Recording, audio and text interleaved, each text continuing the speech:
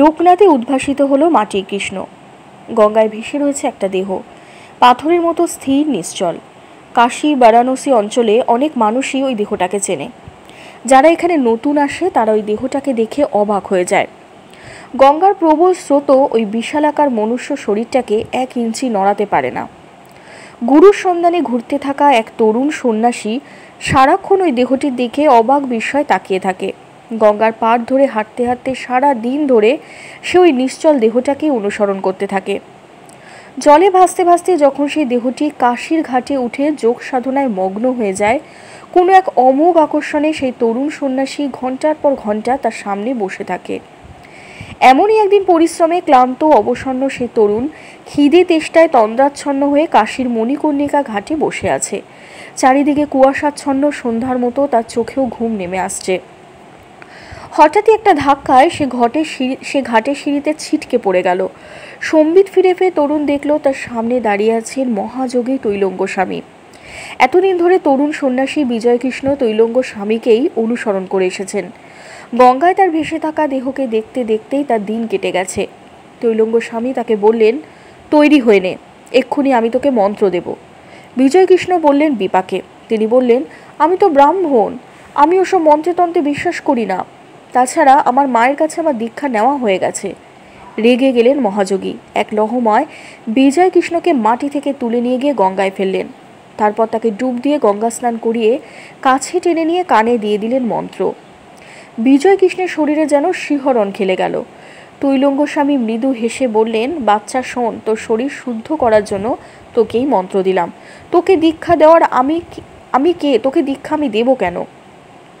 আমি তো তোকে দীক্ষা দেব না। তোর দীক্ষাগুরুর সঙ্গে তোর খুব শিগগিরই দেখা হবে। ব্রাহ্ম ধর্মের একনিষ্ঠ প্রচারক গোস্বামী বিজয়কৃষ্ণ সেই মন্ত্র নিয়ে বেরিয়ে পড়লেন গুরুর সন্ধানে। চৈতন্য দাস, রঘুবর দাস, ভোলাগিরির মতো যোগীদের সংস্পর্শে এসে গোস্বামী বিজয়কৃষ্ণ সাধন জীবন সম্পর্কে অসাধারণ অভিজ্ঞতা অর্জন করেন। শেষে ব্রহ্মানন্দ পরমহংসের কাছে দীক্ষা গ্রহণ করেন তিনি। লোকনাথ ব্রহ্মচারী তাকে খুব স্নেহ করতেন। মাঝে মাঝে বিজয়কৃষ্ণ ব্রহ্মচারীর সঙ্গে দেখা করতে যেতেন।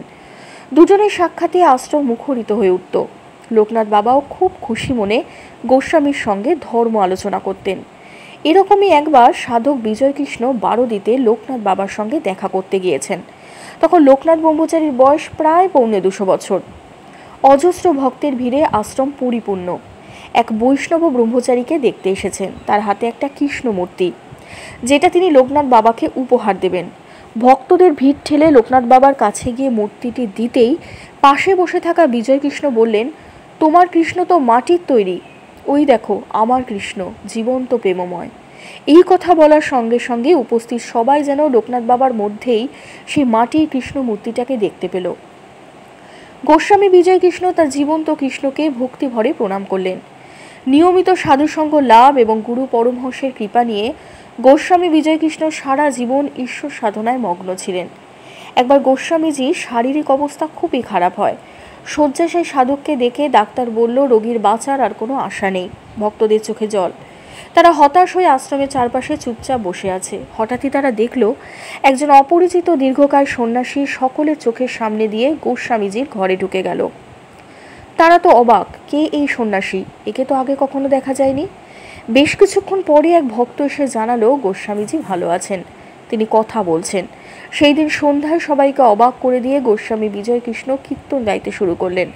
পরে তিনি ভক্তদের বলেছিলেন, সেই দিন তার গুরু পরমহংস তার মাথার কাছে দাঁড়িয়ে বলেছিলেন, তোকে আরও কিছুদিন বাঁচতে হবে বিজয়কৃষ্ণ, মানুষের জন্য তোর আরও কিছু কাজ করা বাকি আছে।